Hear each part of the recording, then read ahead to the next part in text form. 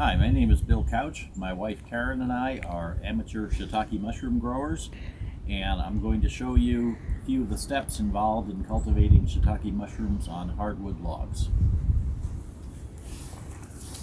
This is a log we're going to use for cultivation. It's an ironwood log or hophorn beam.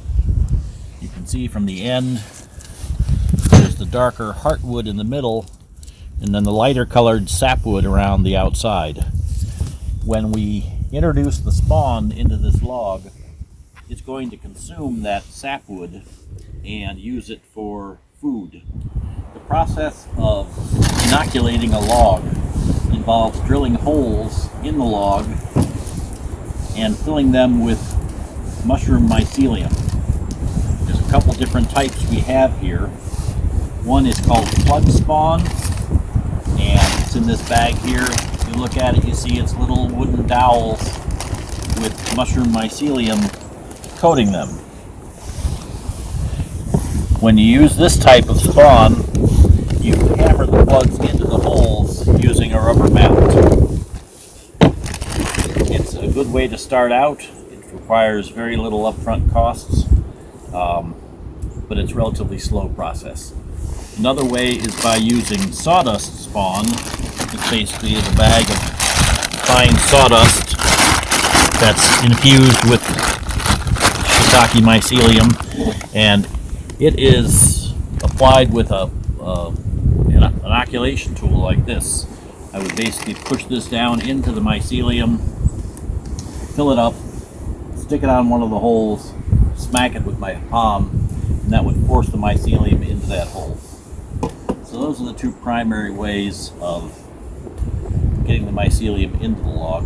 This is a high-speed angle grinder, which I use to actually drill the holes in the logs. You could use a standard household drill, but it's much slower. This is much faster and more efficient. And over here we have a crock pot with wax in it. I wax the ends of my logs. This one I haven't done yet, but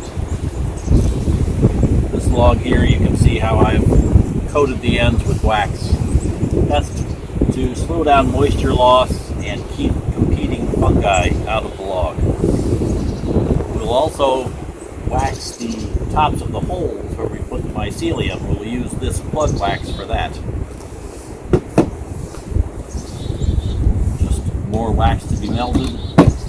And over here we have tags, aluminum tags, that we use to tag the logs so that we can identify them in the future and know when they were created and what strain they are and so on. I'm now going to drill the holes in this log using my angle grinder. I've got set up in the stand here. It's nice and solid, and this bit has a screw tip on the end, so when I touch it to the log, it's going to pull the bit into the log. So it's very easy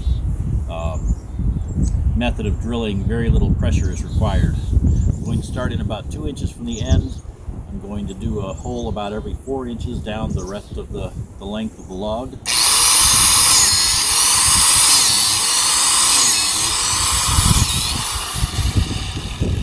Then I'm going to rotate the log about 2 inches, and I'm going to do another row parallel to the first one, staggering the holes in between the existing holes.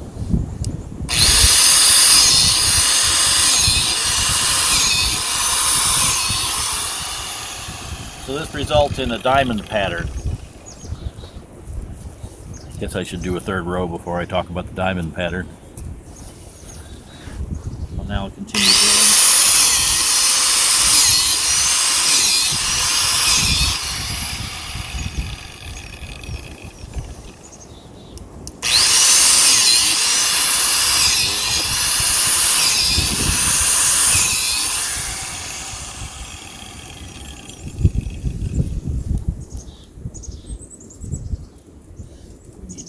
Here.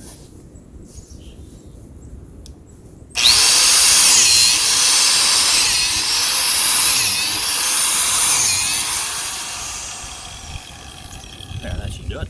I'm now going to inoculate our log with sawdust spawn using a palm actuated inoculation tool. Fill the tool with the spawn. Come over to the log. Give it a whack with my fist, and you can see that the sawdust is almost up to the top of the hole, even with the bark. And that's perfect. I'll just repeat that process.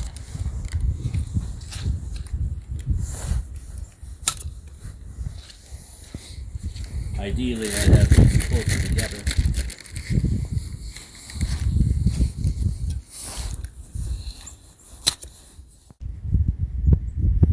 I'm now going to drill some holes in this log using a 5/16 inch bit in a hand drill. This is the right size bit for using plug spawn, which I'm going to use on this log. This is a much slower process than the angle grinder. Oh my gosh.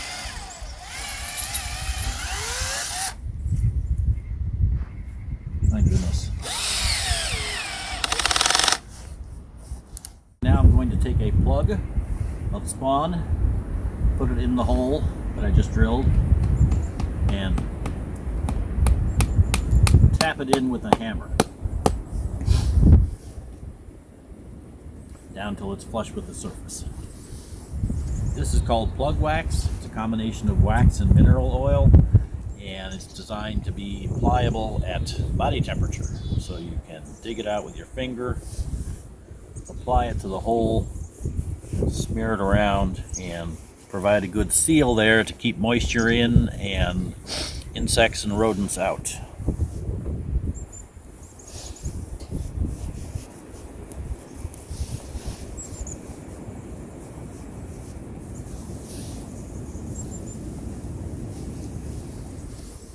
I'll repeat that for the whole log. And over the next 6 to 12 months, the mycelium that we've inoculated the log with will digest the sapwood of the log, and after 6 to 12 months it'll be fully colonized and ready to start producing mushrooms. At that point you can either let nature take its course, and these typically will fruit in the spring and fall by themselves, or you can force them by soaking them in cold water for 24 hours or overnight and then standing them on end. This will typically cause mushrooms to fruit within a week to 10 days.